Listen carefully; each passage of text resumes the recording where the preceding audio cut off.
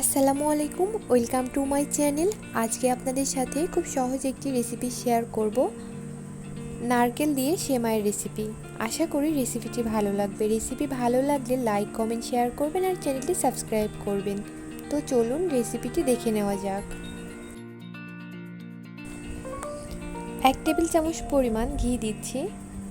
এখন কিছু বাদাম আর কিশমিশ ভেজে নিব। আপনারা পরিমাণ মতো দিয়ে নেবেন।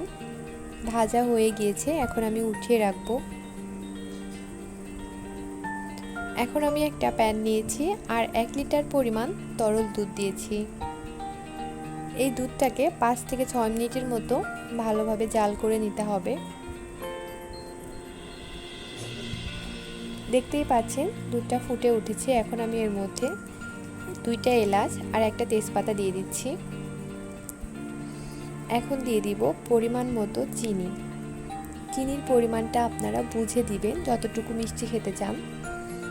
আর খুব সামান্য পরিমাণ লবণ, আপনারা চাইলে স্কিপ করতে পারেন।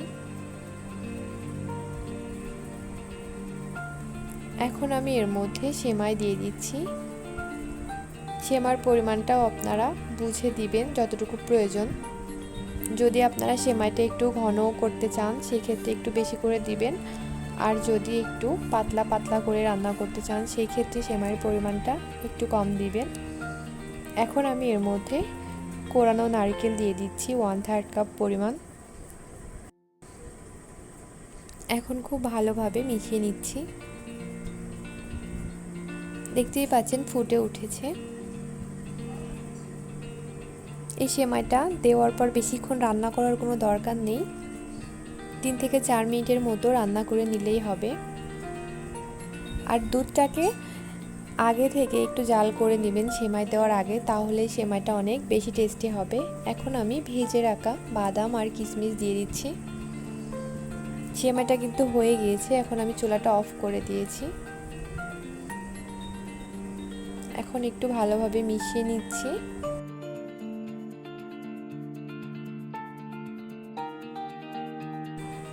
দেখতেই পারলেন খুব সহজে তৈরি হয়ে গেল নারকেল দিয়ে সেমাইয়ের রেসিপি। আশা করি রেসিপিটি ভালো লেগেছে।